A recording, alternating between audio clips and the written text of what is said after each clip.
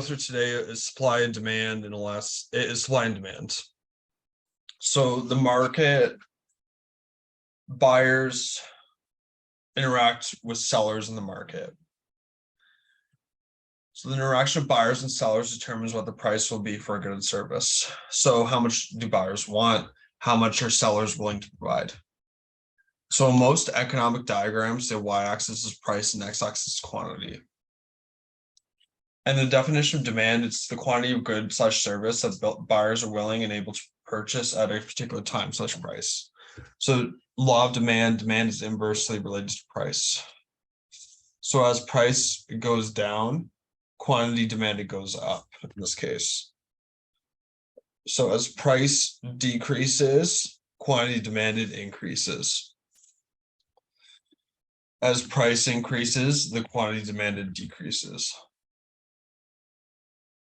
So this happens because of the income effect. When the price is lower, we have more purchasing power, so our income goes further. Substitution effect: when the price rises, consumers seek out alternatives. Marginal utility effect: when the price decreases, our satisfaction increases. The shift of the curve versus movement along curve. So if price changes, there's a movement along the curve. So you're going from one point to the other. So that would be, and then the movement along the curve is caused by a shift in the other curve supply. So if there's a change in a non-price determinant, there's a shift of the curve. So that's an important factor. So shifts of the curve only happen because of non-price changes. So shift to the right/up means demand is increasing, and shift to left or down means demand is decreasing. So some non-price determinants of demands, they cause shifts to the demand curve. They include the substitution effect. So we buy different goods when the prices rise or fall. Complements we use together, printer and ink. So if the price of printers decreases, there will be an increase in the quantity demanded of ink.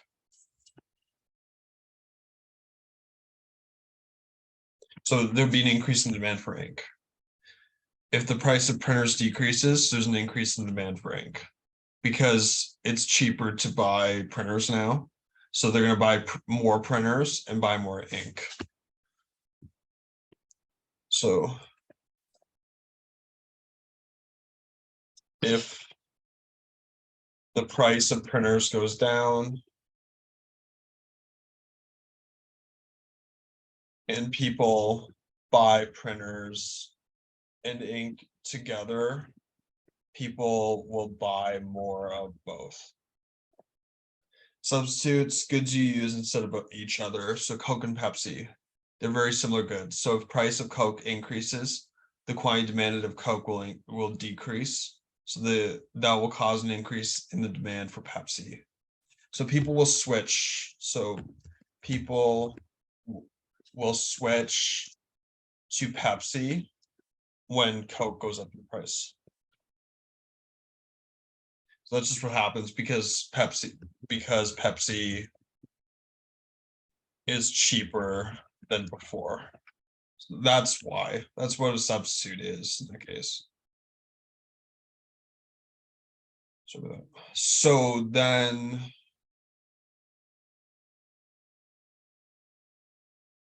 complements move in the same direction. A decrease in the demand of one good means there's a decrease in the other. Substitutes move in opposite directions. Decrease in demand / quantity demand of one good means there's an increase in the other. So can you think of any complements? What complements can you think of? Marutha, do you want to try?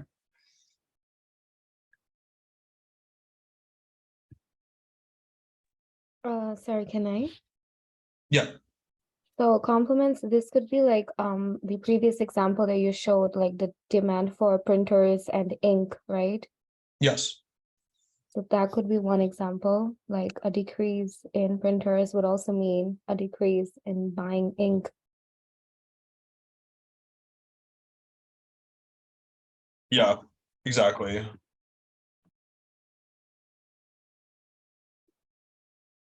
Excellent. Autry, great job. And then bread butter, that's a good one. Bread, yeah, so people if the price of bread goes up, the quantity demanded for bread would go down. Also, the demand for butter will go down because people buy bread and butter together. So that's another example there. Tennis balls and racket, that's a good one. Toothbrush and toothpaste. Well, yeah, those are good ones. Tennis racket, tennis ball, toothbrush, and toothpaste. Cereal, milk, coffee and milk. Yeah, those are good examples. You got it. Cereal, milk, coffee and milk. That's great. Great job. Those are great. A lot of great examples. And then substitutes. Can anyone think of any substitute examples? Does Ashish want to try?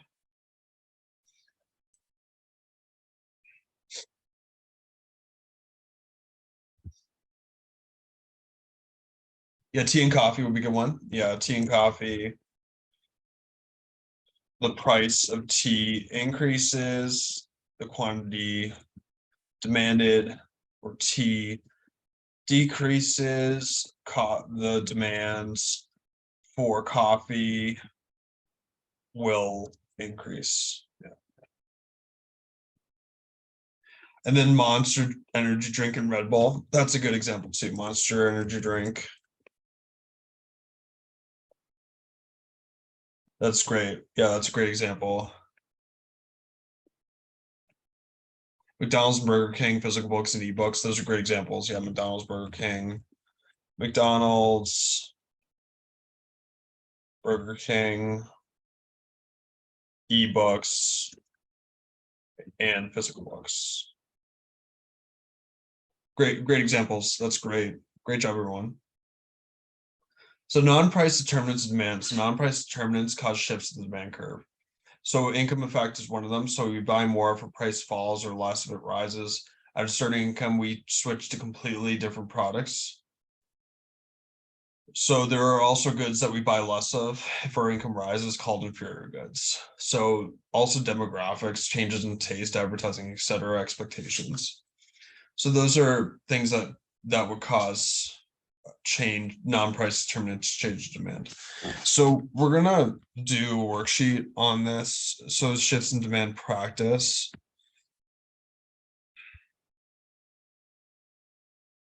So let's try this here.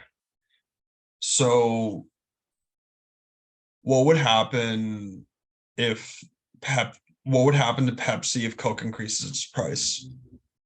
It would be one of these four options. So which would be the answer for that one? Does Athera want to try?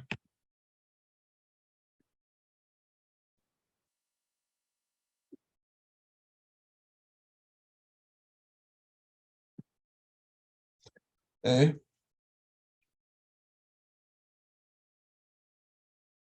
Close. So it'd be a shift right in demand for this one.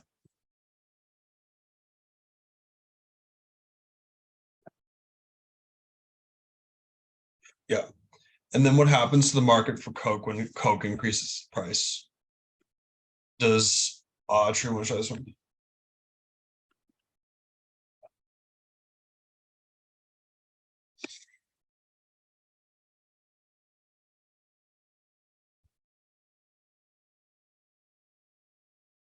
Yes, a decrease in the quantity demanded.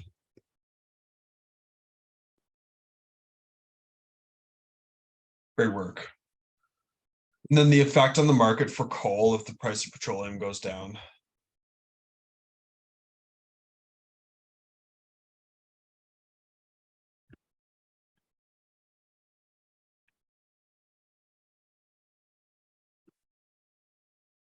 Yeah, shift left in demands. Great job, everyone. Shift left in demand for coal, yeah. And then the market for houses if the population increases, what would happen?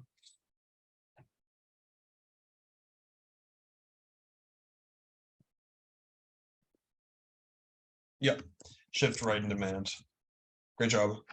And then the market for cars, if a recession causes higher unemployment and reduced wages.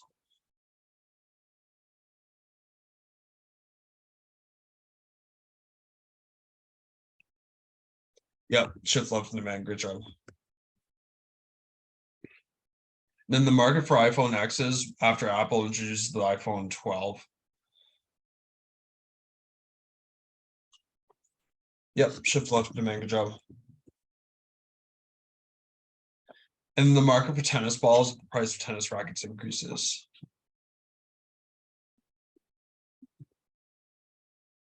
Yep, shift left in demand. Great job. And then the market for motorbikes if petrol prices increases. Yep. Shift left in demands. The market for Samsung handphones if Huawei reduces the price for its handphones.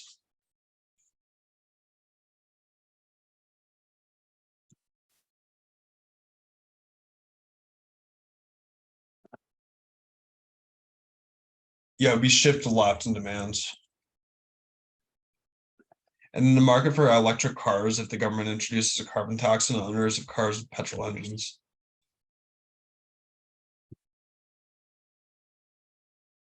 Yeah, shift right in demand.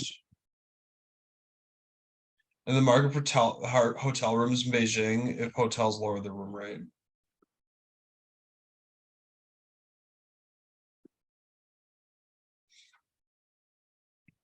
So this one, it would be an increase in quantity demanded because it's a price change.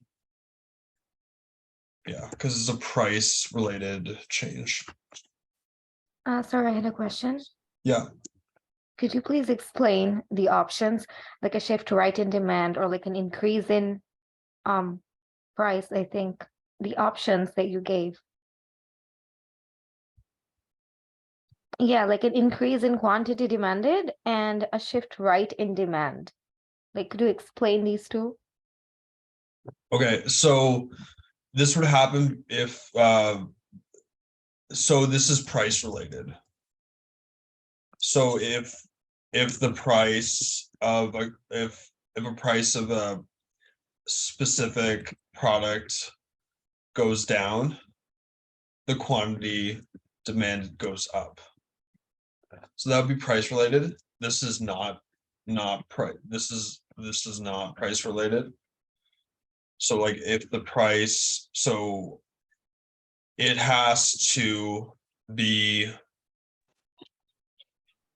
like the price of the specific product does not cause a shift, but prices of other products could cause a shift in this price of the specific product. So that's thank you, that. sir. Yeah, no problem. That's the difference between that. The increase in quantity demanded is price related, while the shift is not price related. So, but prices of other products can cause a shift, just not the current product. So that's yeah. Thanks for asking that question. That's a good question to ask. So we got through that. So good job everyone on this, on those questions there. So we will get to we'll get to the next part of this here.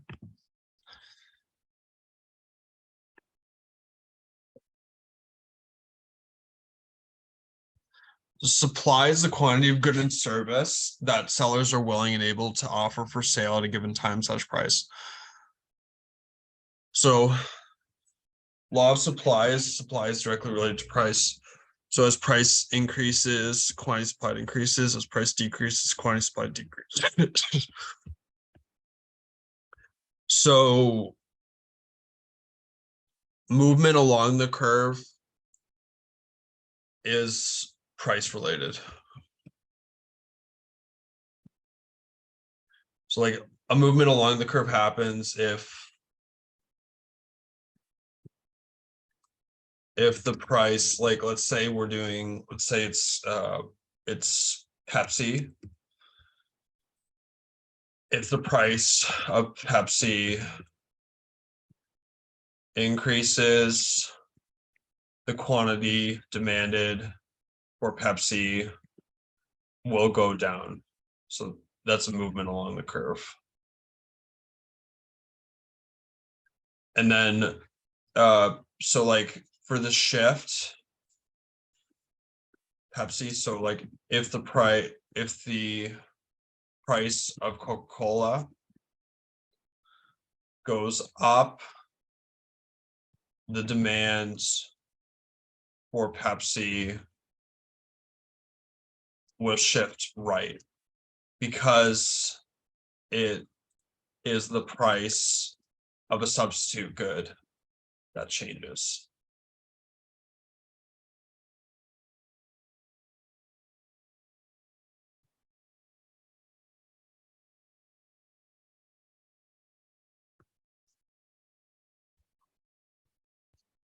So yeah, like as long as it's, so yeah, if it's if it is the price of a substitute or a complement good that changes, the demand of the other good can shift. So as long as it is the price of another good that changes, the demand of the current good can change, can shift. So that's an important distinction there, just to, yeah, so that's very important to know there.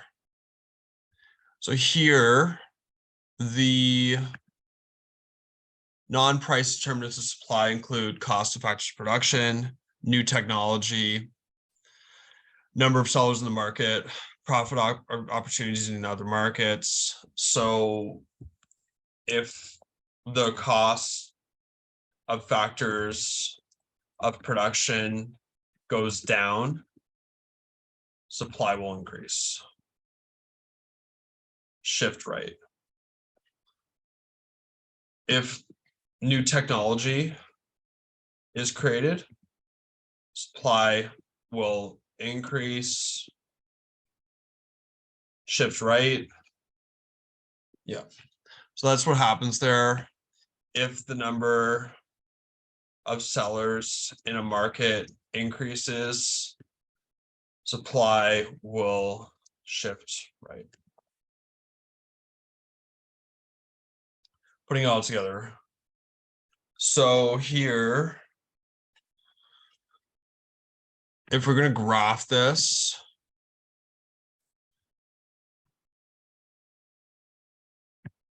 it would look like this. So when supply and demand meet in the middle here, it's the equilibrium price. That's when quantity demanded equals quantity supplied.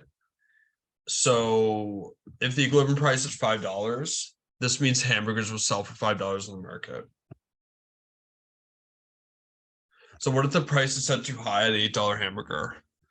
So this would lead to a surplus. The supply is greater than demand. And what do you think needs to happen to the price to correct this surplus? Does Bihim want to try?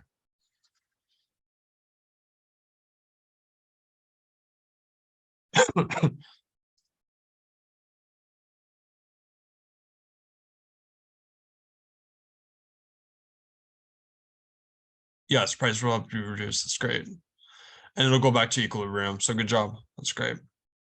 So it would go down because supply is greater than demand. So supply is greater than demand.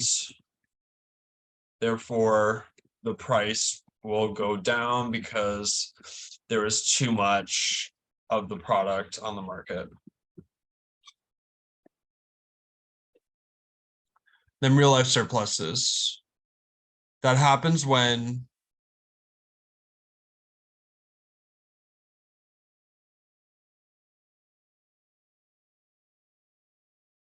which curve? Cash.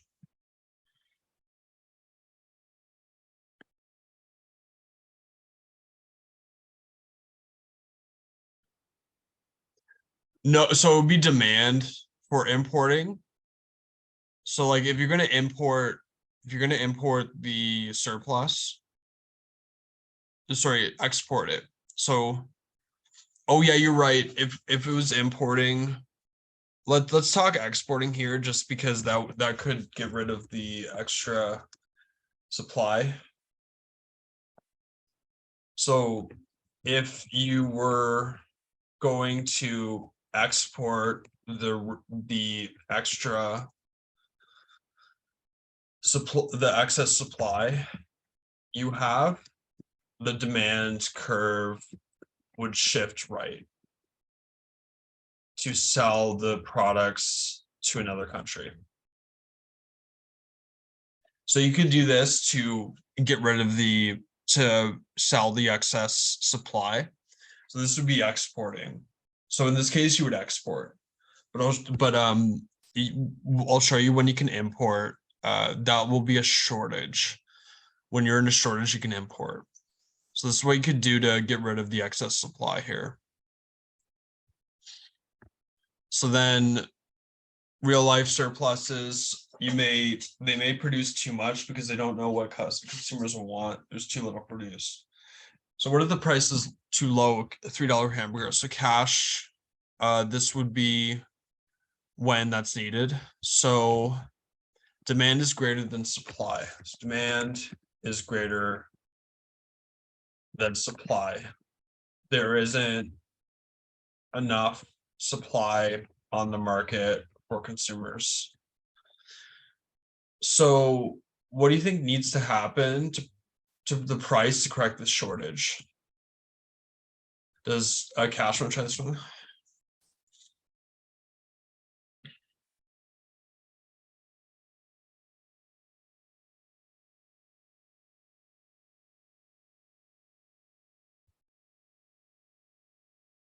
Yeah, exactly. Price will have to be increased. So price will go up to equilibrium. So price will increase due to the shortage and go to equilibrium. And also what Cash brought up, you can import to fill the shortage. So the supply curve can shift right. The supply curve can shift right to fill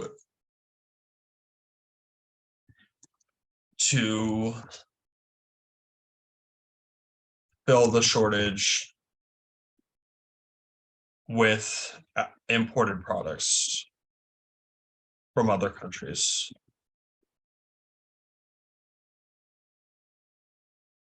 So real life shortages include natural disasters, fads, toys, celebrity endorsements. So those are real life shortages that do happen. So let's work on the next supply and demand thinking activity. Let's go through that. So that's going to be our next activity we'll do.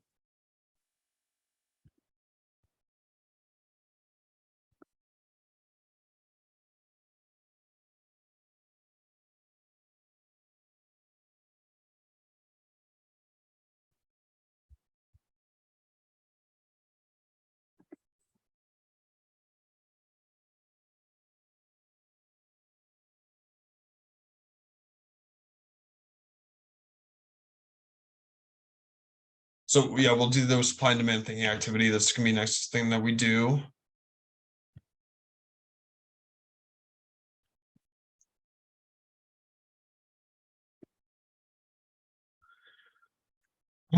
So in this case, what will happen to supply and demand if immigration and high birth rate have increased the population of Cambodia by 10% since 2015? Does Sarah want to try this one?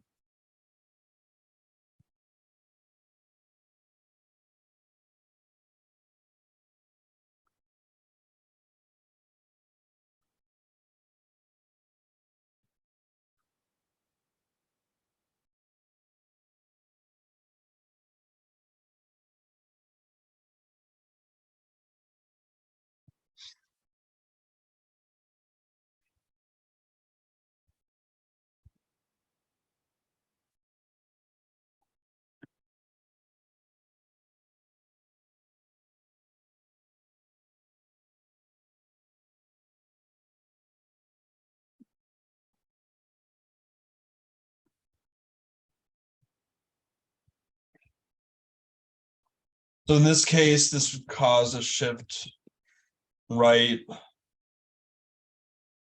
in demand for food because of the higher population. So shift right in the demand for food, housing, water, and basic necessities because of the higher population. Also, this would shift right in the supply of labor because of the high population. And then the effect on the market for wool jackets if the price of leather increases 25%. So what would happen? What would happen to certain markets? Demand for leather would decrease and demand for wool jackets would increase. Okay.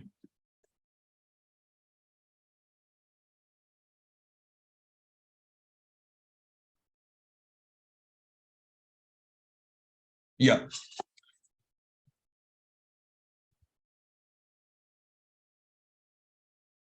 Yeah, exactly. So people would shift from leather to wool jackets because of the higher price of leather jackets. Yeah, good job, everyone. That's great. And then the market for clothes of increased automation makes the industry more efficient. Does Donwin want to try?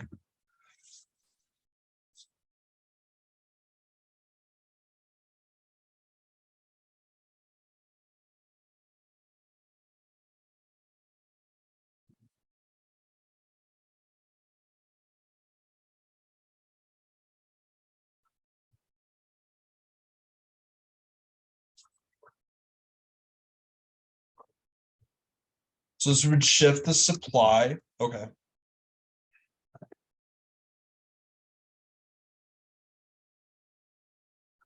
Yeah, so shift right in supply. Yeah, shift right in supply of clothes because the increased automation would make it cheaper and faster to make clothes. Also, the demand for labor would decrease because there would be less of a need for labor because of the automation replacing labor. Yeah, shift right in supply. And the effects on the motorbike market in China, if a Japanese producer announced plans to build 10 motorbike factories in China.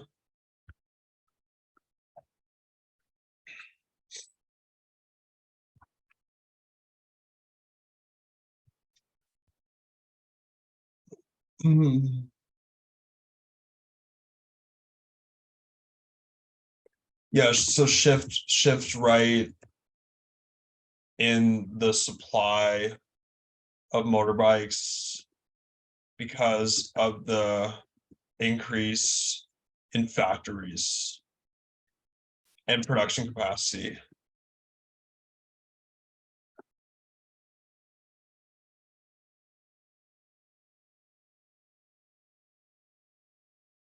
Yeah, so they it doesn't say they sell in China, so yeah, so it's very difficult. Yeah, that's a good point. It's very difficult to see if to determine demand because we don't know if they sell highly in China.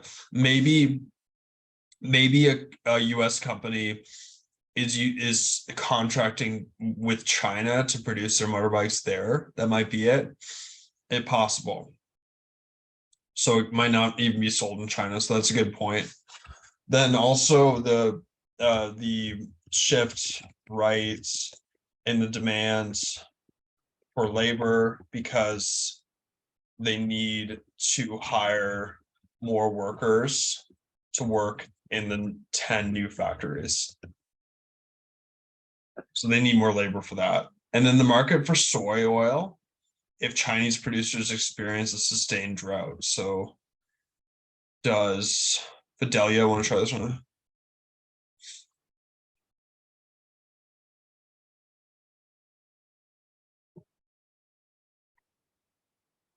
Yeah, shift left in the supply, yeah. Of soy oil because the sustained drought will cause a shortage in soy oil. Yeah. And then the market for cars of a recession causes an increase in unemployment.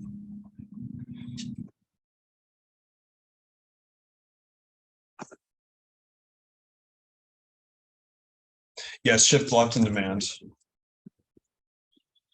Because people have less money to buy cars because they lost their jobs and sources of income. So good job everyone on that. That's great. And then the market for Pepsi if Coke increases its price.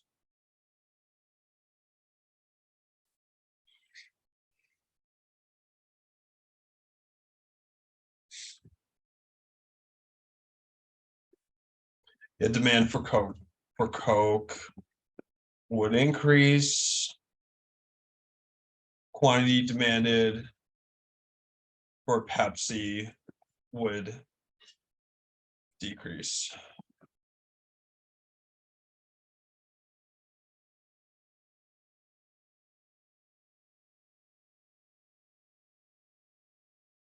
Oh wait, sorry, I made a mistake. So demand for so demand for Pepsi would increase. And then the quantity demanded for Coke would decrease. Yeah. Thanks for letting me know. So yeah, those are the two changes here. Great job, everyone. And then the motorbike market, if the government lowers the age to drive motorbikes to 14.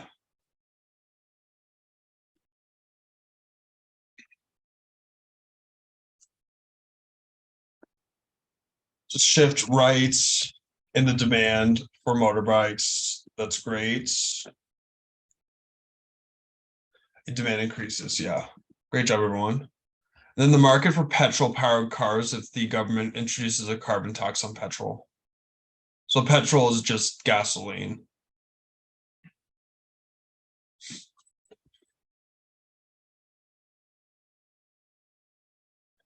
Yeah, shift left in the demand for petrol powered cars. And then also shift left in demand for petrol powered cars. And then the market for tennis balls if the price of tennis rackets increases.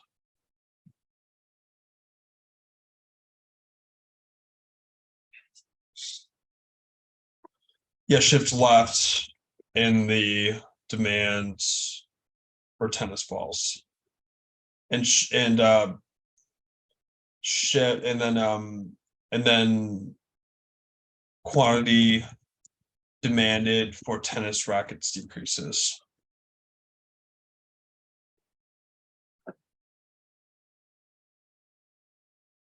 And the market for tomatoes if the price of beans increases significantly.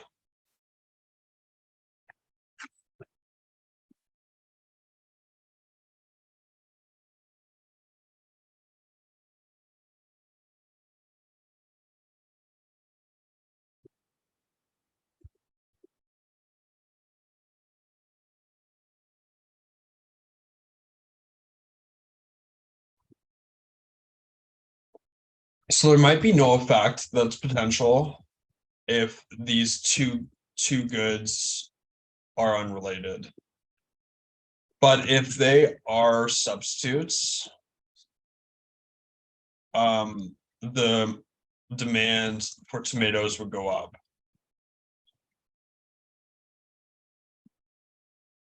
The quantity demanded for beans would go down. Yeah, not sure if these two goods are related.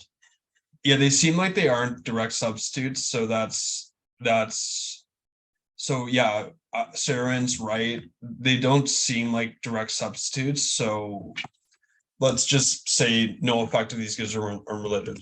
They are not direct substitutes. So we can just say that. So let's just say that. And then the market for houses, if the population increases, what happens? Yeah, demand increases for houses.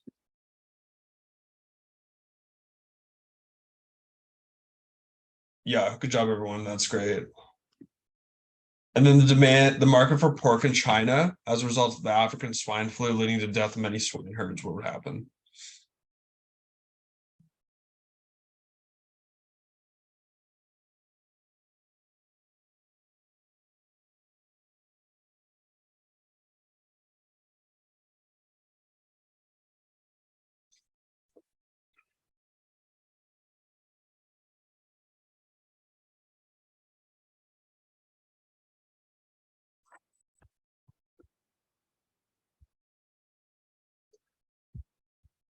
So yeah, there would be, in this case, there would be two. So demand for pork would decrease due to the fear of being infected from swine flu. And then the supply of pork would decrease because of the death of many swine herds. And then the market for solar energy. After studies conclude that fossil fuels, coal and oil, are causing acid rain that's damaging the environment in China.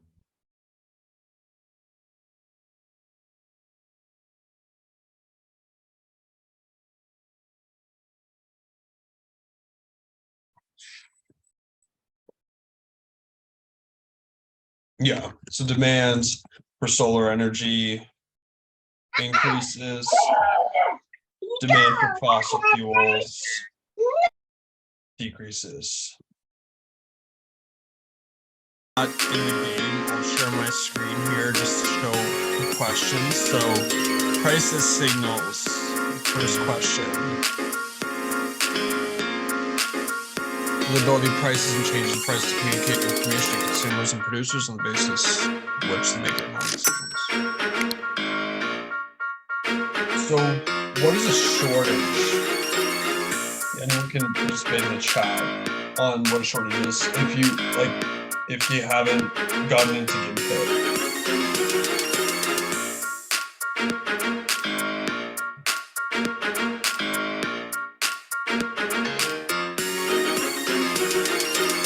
So it'd be what is quantity when quantity demand is greater than quantity supply due to price below. And then production. What's production?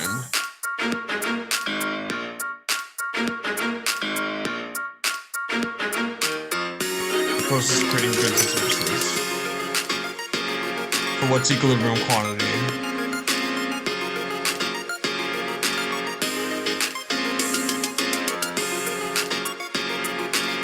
Quantity of output of which quantity demand is equal to quantity supplied. And during an power outage due to a storm, demand for candles.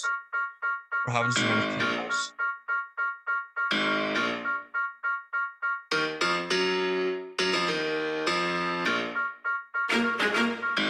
Increases due to consumer preferences. Then which of the following would increase demand for a normal good?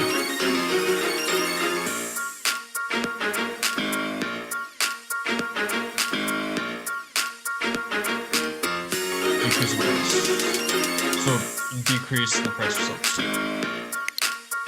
Supply. What's supply?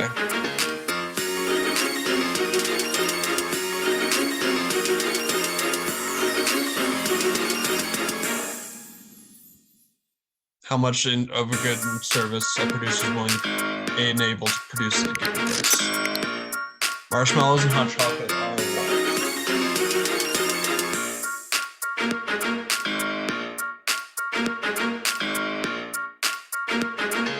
Complex. And shortage. What's a shortage?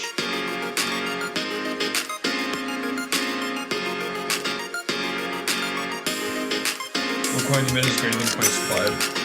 Then what's a surplus?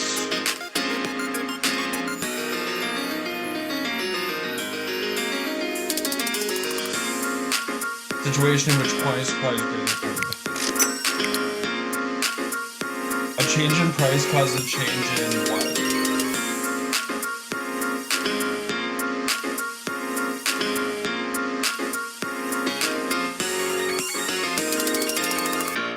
Coin supply. Then for many people, spam is a what?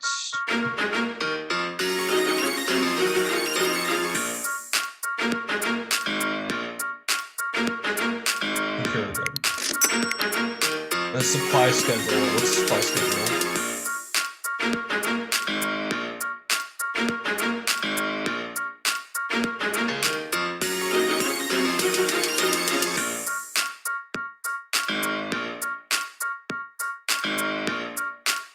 Table lists the various quantities of a good or service an individual producer is willing and able to offer for sale.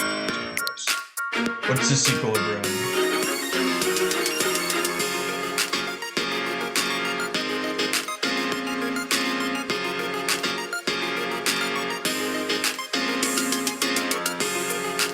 Describes any price or quantity not in equilibrium when quantity supply is not equal to quantity. What's profit?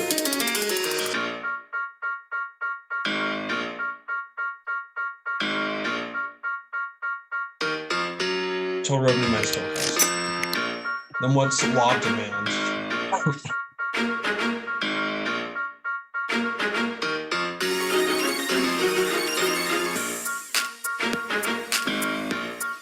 Inverse relationship. What's law of supply?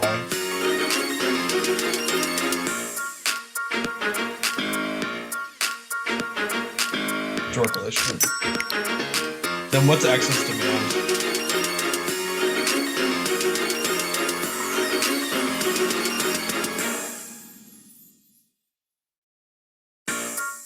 When quantity demand is greater than quantity supply. What's a surplus?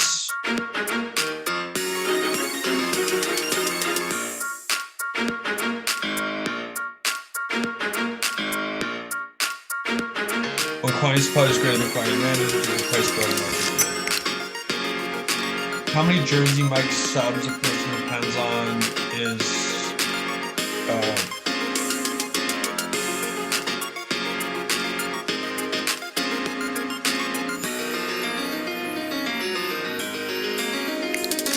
press subs. During a recent snow/ice storm, the demand for Netflix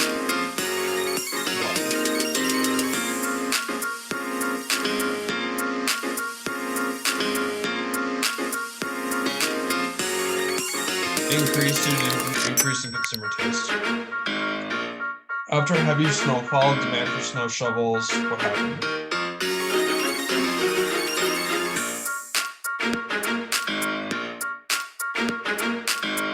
Increases. Price floor. What's price floor?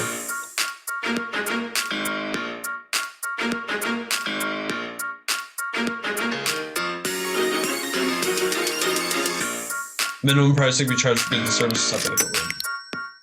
The change in price causes a change in what?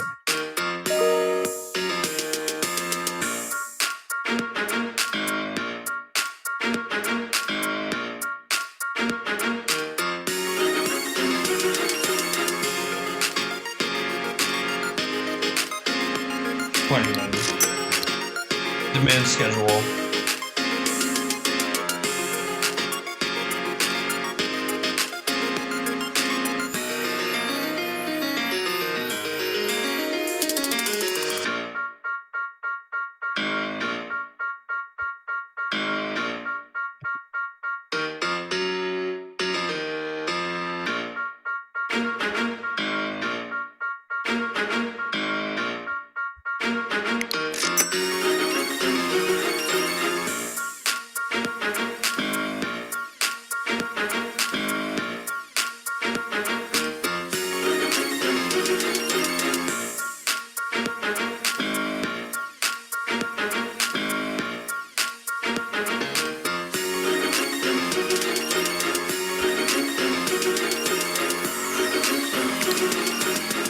magic point where supply and demand connects is what's that called?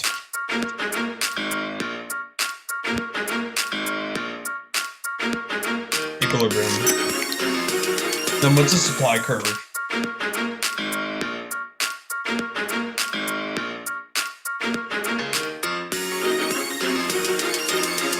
A graphic illustration of the relationship between price and supply. And what are normal goods?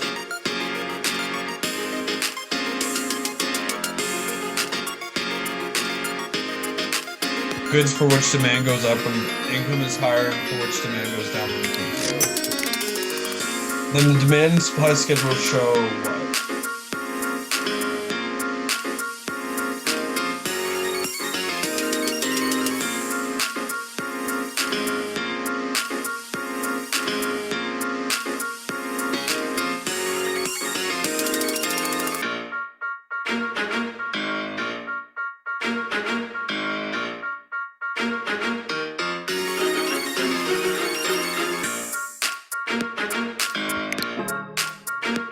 Same information as a supply and demand graph. Supply demanded. Supply demanded.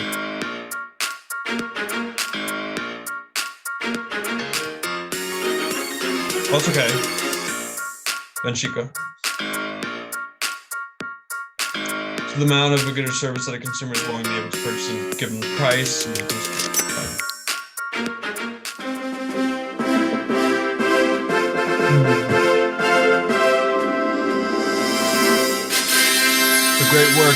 Great work, everyone. Great work, Rahul, Vanessa, Maitri, Janine, Vimani, Autry, Sanjana. Yeah, great work, everyone who was on that game. Great job.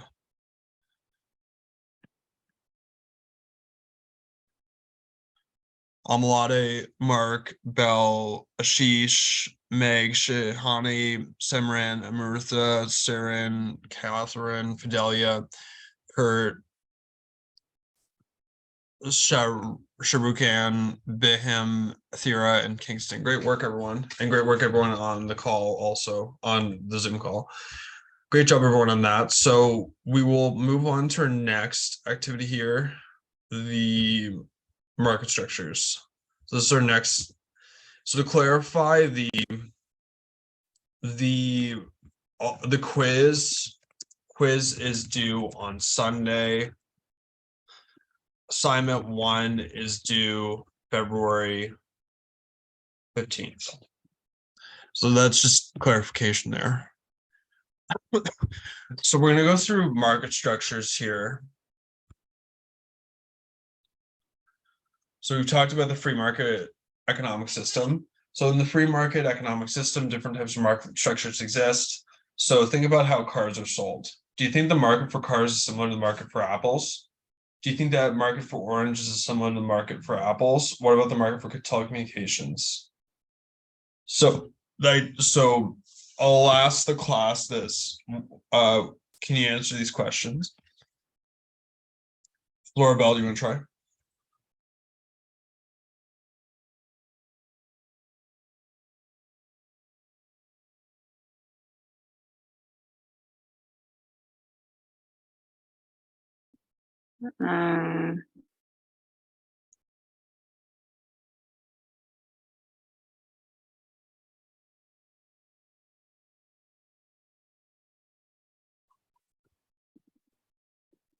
So the market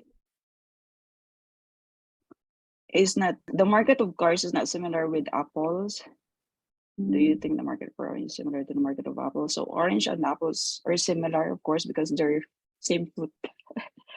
And what about the market for telecom communications? Telco is also a different market. Yes, agreed. Yeah, apples, oranges, telecommunications. Yeah, very different markets. Yeah.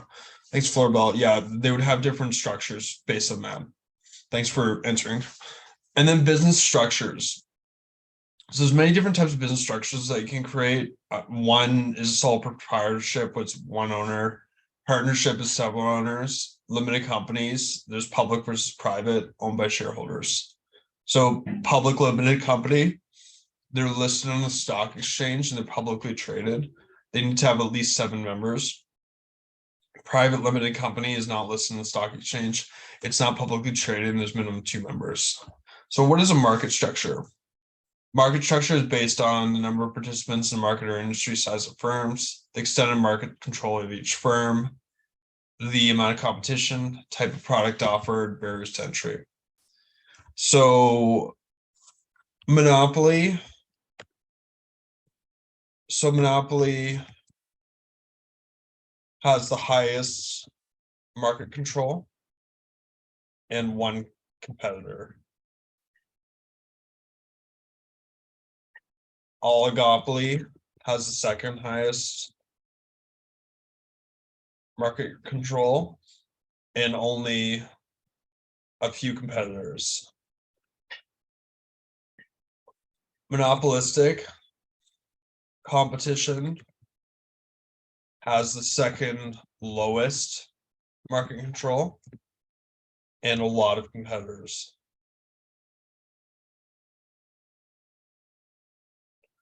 And then perfect competition has the least market control and the most competitors. So those are the 4 different market structures that are in the market.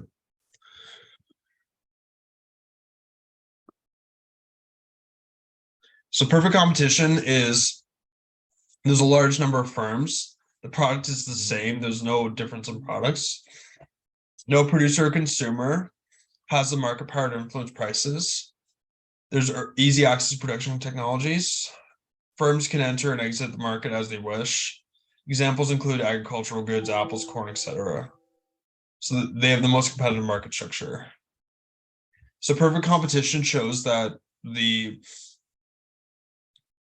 it's the most efficient use of resources. So it's best for consumers.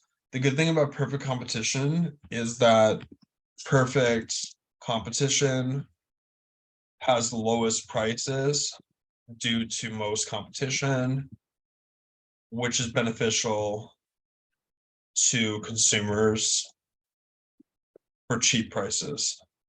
So that's beneficial. So can anyone think of any examples of perfect competition? Does Janine want to try for this?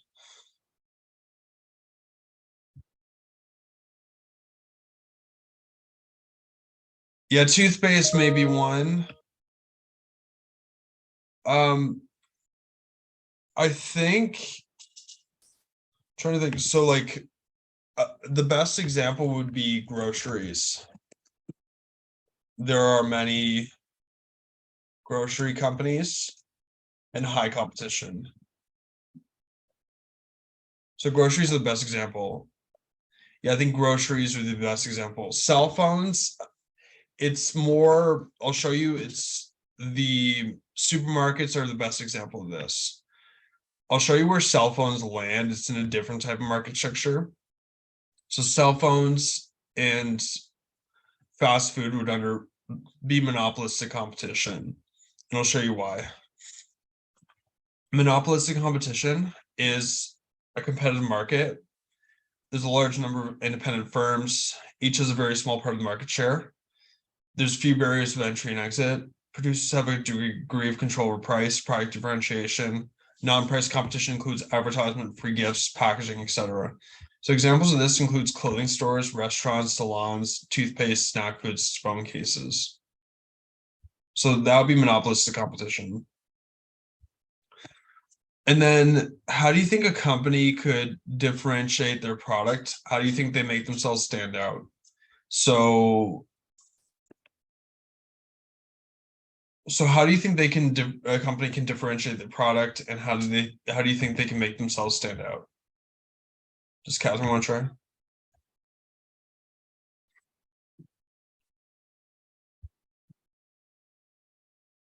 Yeah, offer services not offered by the competitors. Offers, it's great. Through service excellence, those are good. That's a good answer. product name or brand, that's great.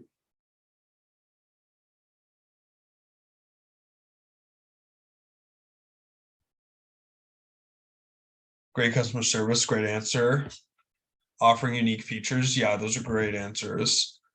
So non-price competition, location, services, convenience, reputation, free delivery, 24 hours, etc. Advertising, emphasize the difference between the firm's product and the competitor's product. You can show the product's advantages and show a high profile among consumers. Low price, that's a good answer there. So for this one,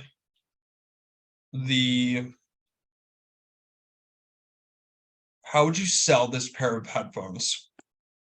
And how would you differentiate this product to convince consumers to buy your headphones instead of another company's headphones?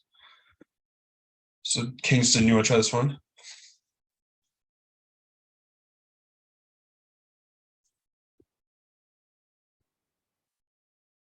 Yeah, noise canceling, that's a good idea. New advanced features, that's great.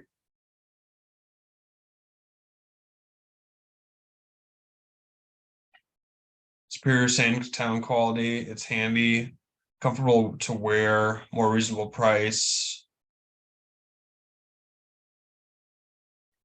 Bluetooth 5. Wireless, that's great. Warranty, trend. Color.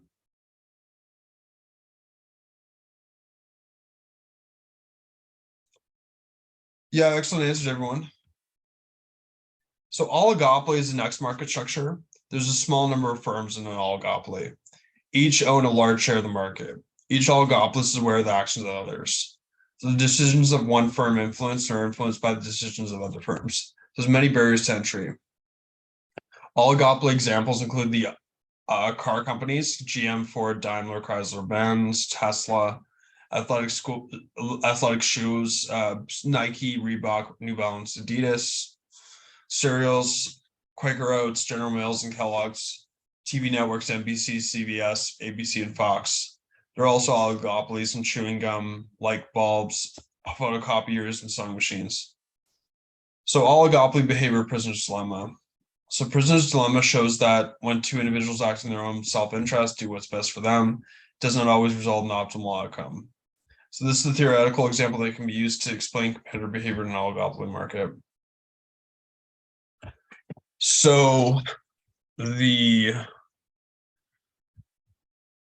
think we'll skip this. We'll run through this and then we'll come back to it later.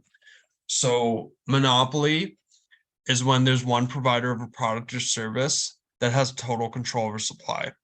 So it's a unique product, lack of substitutes. So there's a lack of economic competition, and there's many barriers to entry. So why do monopolies exist? Natural monopoly. So that's when it's financially impractical to have competition. So sewage, residential waste collection, having competition for that, it would be very inefficient. The things that are natural monopolies are water, electricity, sewage, railroads, garbage collection. Yeah, so Mark brings up a good point. It usually has government interference because these are usually run by the government. So these things here are usually run by the government.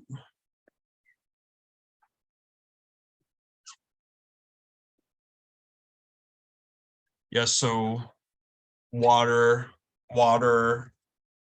and electricity and sewage are run by the municipal government. Garbage collection is run by the municipal government.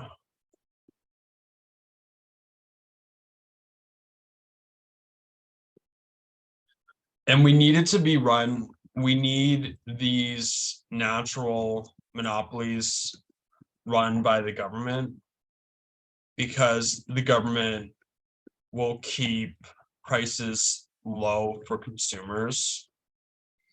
If it was run by a private company, prices would be too high because there is no competition. So that's very important that the government runs these things here. Yeah.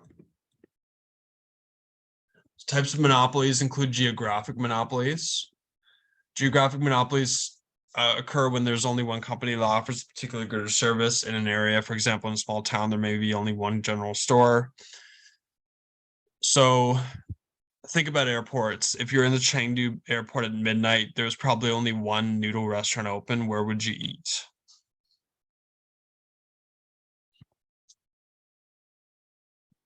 So they have a geographic monopoly. Where would you eat in that situation? Do you have any choice?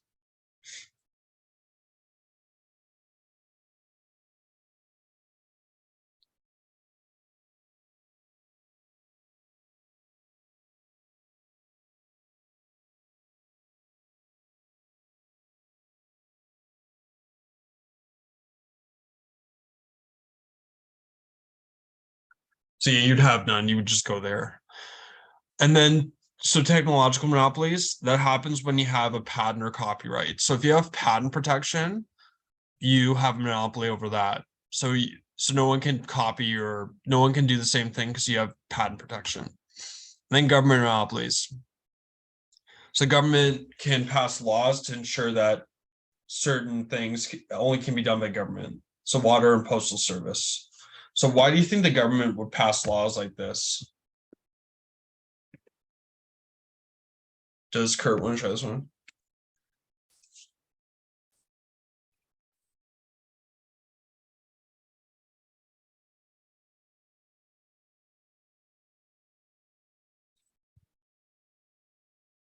Yeah, to monitor prices. That's a great answer, Kurt. Yeah, that's exactly it. Yeah. Essential services to prevent companies from raising its price so that consumer can use it and the minimum price. That's great. And then monopolies are often viewed as terrible for consumers. So restriction of quantity, quality, high prices, ethical issues. Medicine companies in the USA set their prices extremely high. Restriction of competition is illegal. Monopolies may offer different prices to different consumers, different locations, etc. Senior citizens discounts, veterans, student pricing. This can be either good or bad. Price discrimination. Groups can have differing price elasticity, and monopolies recognize this. So for housing, who has more specific needs, a young person or an older person with mobility issues. So they could set the price of housing higher for people that need it. Set the price of housing lower for people who don't demand it as much. So set the price of housing higher for people that need it and demand it more, and set the price of housing lower for people who don't demand it as much. That's price discrimination. So it is illegal because people get charged very high prices when they demand a product highly. Yeah, so that is a big issue. And then government interference. What is best for the company is not always best for everyone else. There are antitrust laws / competition laws that prevent monopoly powers from including illegal. So other issues that may need government interference is planned obsolescence. So planned obsolescence is when the iPhone doesn't install new apps anymore because you need to buy the new iPhone in order. So like old iPhone doesn't install new apps anymore because you need to buy the new iPhone in order to install the new apps. So that's what they call planned obsolescence. Environmental issues, unhealthy products, sugar, cigarettes, they can put a tax on unhealthy products. Environmental issues, they could tax pollution, carbon tax. privacy concerns, Pipetta to protect private information in Canada. Treatment of workers, so ensuring that treatment is ethical. So we're going to do a market structures worksheet here to practice some of this material here.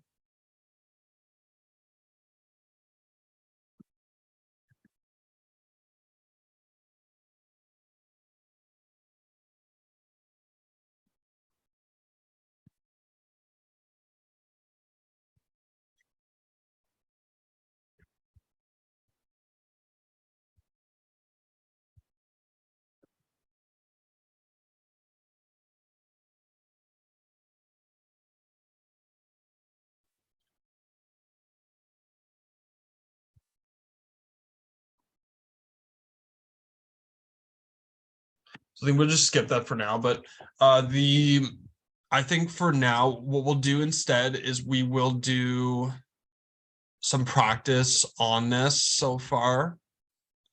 So we will do an activity to practice this.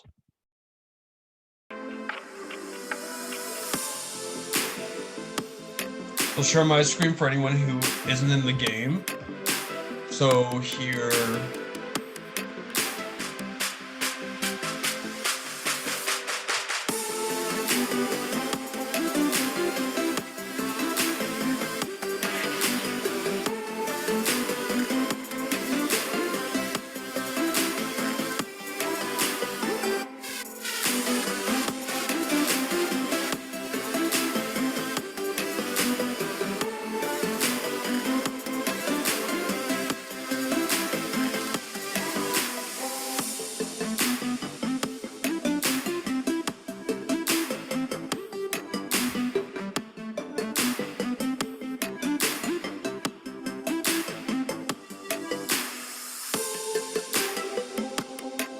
this occurs when firms in the same industry and at the same stage of production process combine to form a larger business. So what would that be?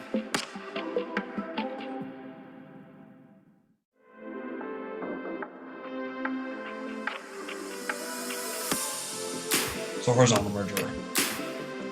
Then which of the following is a horizontal merger?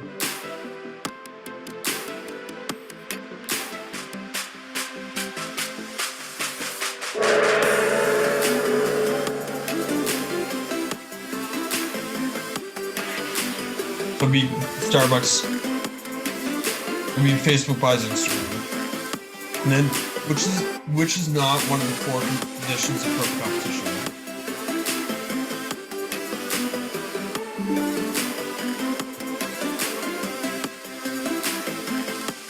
Few sellers.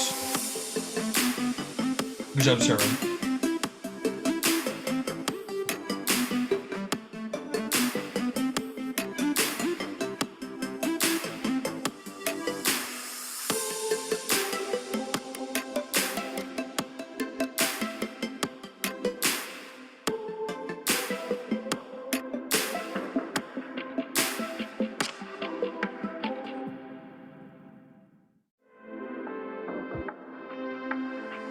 Then one role of the federal government's Justice Department is to what?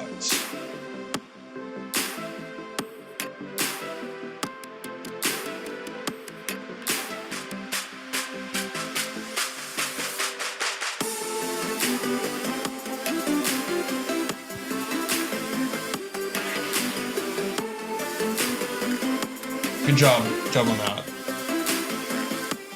And then the ownership structure of a company or firm, what's that called?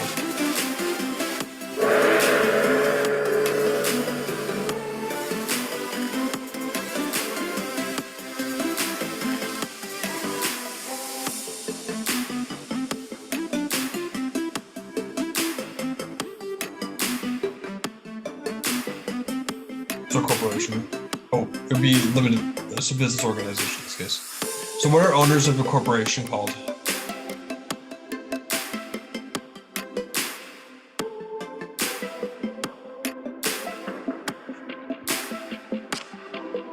Yeah, stockholders.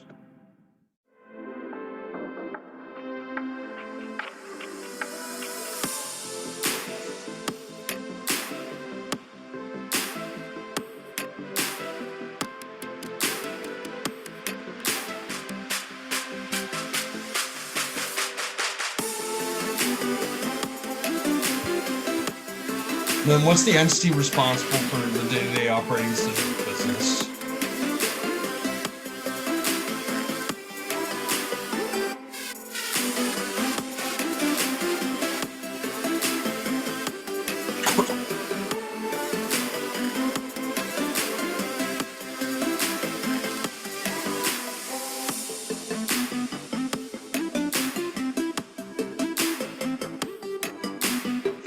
So business organization.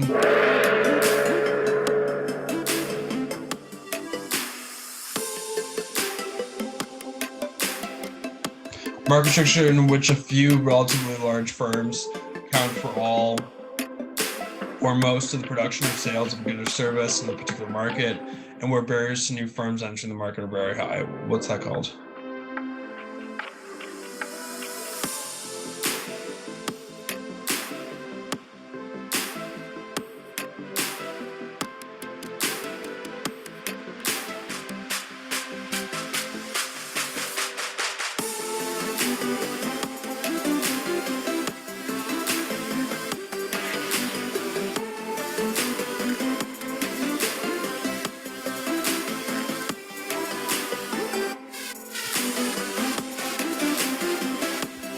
Oligopoly. The public water is an example of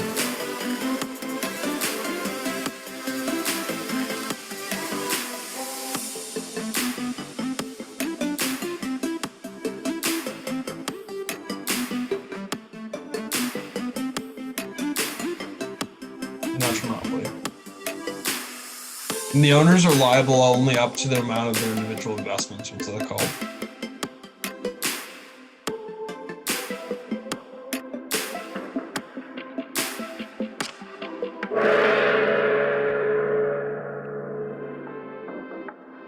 Limited liability. And the degree of competition in the market ranging from many buyers and sellers to few or even single buyers and sellers.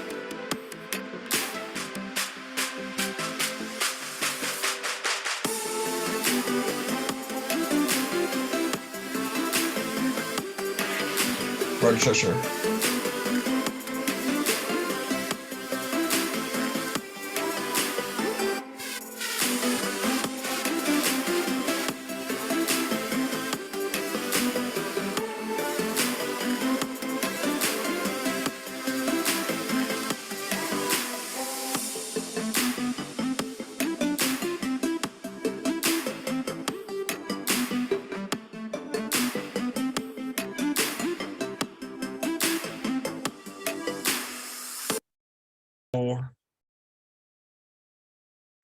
Cost curves for profit maximizing firms.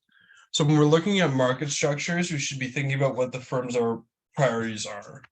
So what is the priority of a firm in the free market? Profit. So what does that look like in the diagram? So fixed costs are costs that are constant and do not change with the quantity of goods produced, e.g. rent, salary, insurance. Variable costs are costs that change depending on the quantity of goods produced. Total cost equals total variable cost plus total fixed cost. Average total cost equals total cost divided by total quantity produced.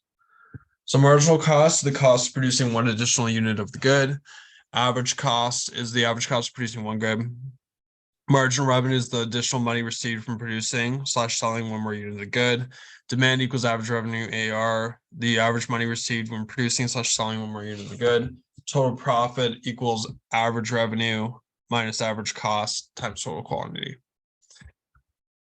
So at a certain point, the maximum amount of production is reached. So if we go beyond that, there will be smaller increase in output. So that's why the marginal cost curve is initially decreasing, but then starts to increase significantly. So pizza restaurant, is it always beneficial to add an additional worker? No. So the profit maximizing point, that's when marginal revenue equals marginal cost. So that will make sure that you maximize profit. So you always want to make it MR equals MC. Marginal revenue must equal marginal cost. So that would take place right here. And then we'd maximize profit in that case.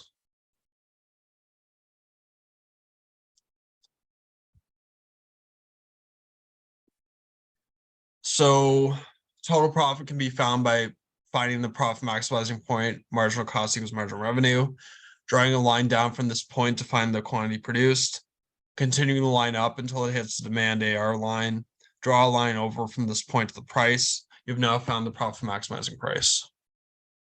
The break-even point is when the price of its good is equal to the cost to produce it. So marginal cost equals average total cost, MC equals ATC. So the cost of making one more good is equal to the average cost of the good. Shutdown point is when the firm does not benefit from continuing production. Average variable cost equals marginal cost, average ADC equals MC. That means that the average variable cost is equal to the cost of producing one more unit of the good. So calculations, total revenue equals price times quantity. So it's total amount of money that the company brings in before costs are considered.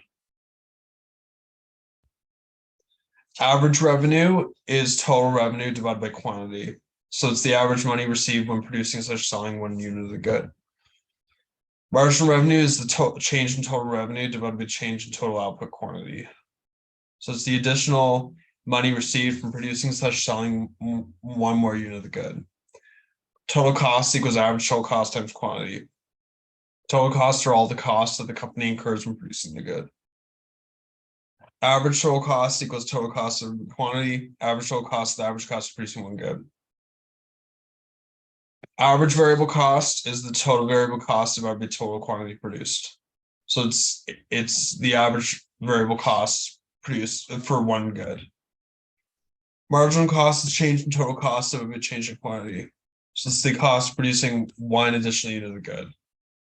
Profit equals total revenue minus total costs. It's the amount of money the firm earns after costs are considered.